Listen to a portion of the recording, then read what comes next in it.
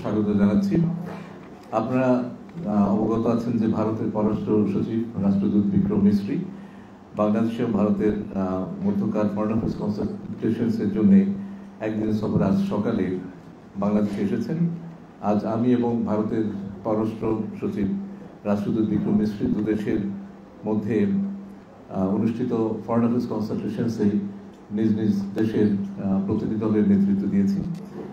এফওসির আলোচনার পর ভারতের পররাষ্ট্র সচিব মাননীয় প্রধান উপদেষ্টার সাথে তার কার্যালয়ে সৌজন্য সাক্ষাৎ করেছেন।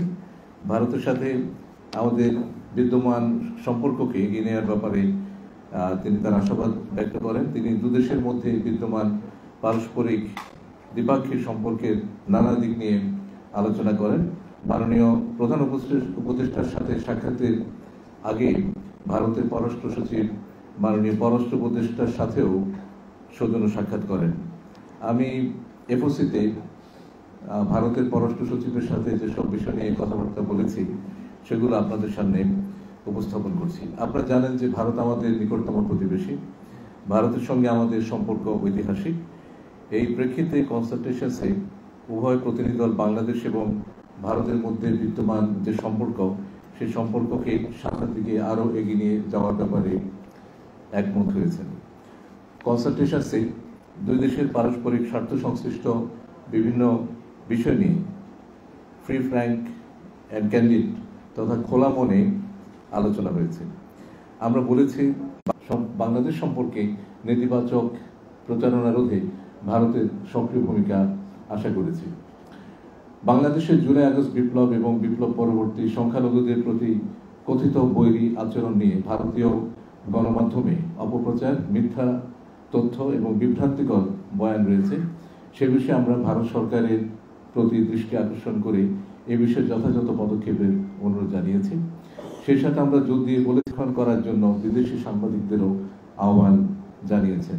সেই সাথে আমরা এও বলেছি যে এটি আমাদের অভ্যন্তরীণ বিষয় এবং আমাদের অভ্যন্তরীণ বিষয়ে অন্য দেশের মন্তব্য সমীচীন নয়। আমি ভারতের পররাষ্ট্র সচিবকেও স্মরণ করিয়ে দিয়েছি যে বাংলাদেশ অন্য দেশের অভ্যন্তরীণ বিষয়ে মন্তব্য করা থেকে বিরত থাকে এবং অন্যান্য দেশেরও একই ধরনের শ্রদ্ধাবোধ আমাদের প্রতি দেখানো উচিত। আপনারা অবগত রয়েছেন যে সীমান্ত হত্যা শূন্যে নামিয়ে আনা আমাদের অগ্রাধিকার। আমরা বিশ্বাস করি প্রতিটি জীবন মূল্যবান। One life is too many. এই লক্ষ্যে ভারত সরকারকে দৃশ্যমান কার্যকরী পদক্ষেপ গ্রহণ করতে আমরা অনুরোধ করেছি।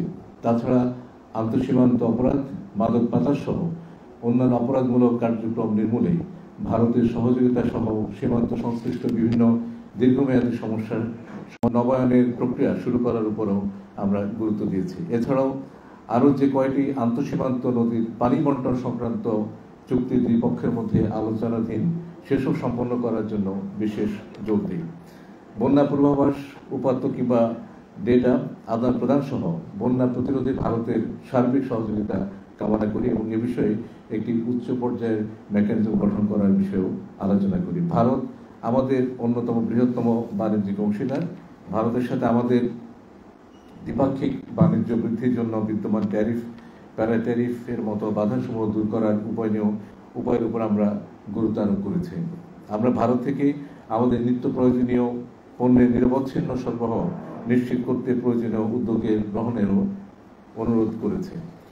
আপনারা জানেন যে বর্তমানে ভারতের সাথে জ্বালানি এবং বিদ্যুৎ খাতে আমাদের পারস্পরিক সহযোগিতা ক্রমাগত বৃদ্ধি পাচ্ছে। আমরা ভারত থেকে বর্তমানে প্রায় 2656 মেগাওয়াট বিদ্যুৎ আমদানি করছি।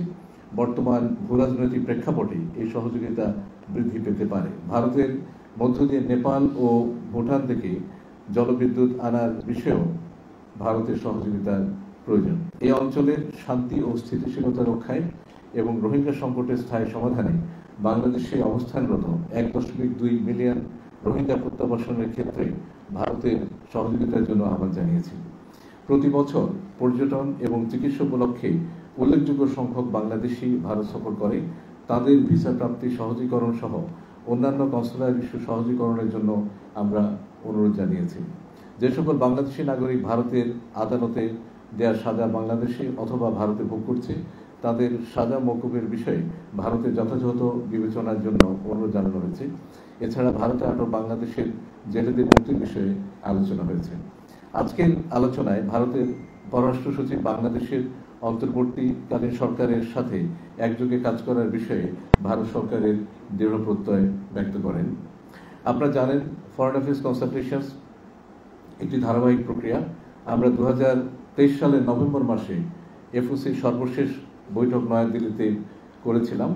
এই প্রেক্ষিতে উভয় দেশের মধ্যকার দ্বিপাক্ষিক, আঞ্চলিক এবং বৈশ্বিক পর্যায়ে আমাদের চলমান সহযোগিতামূলক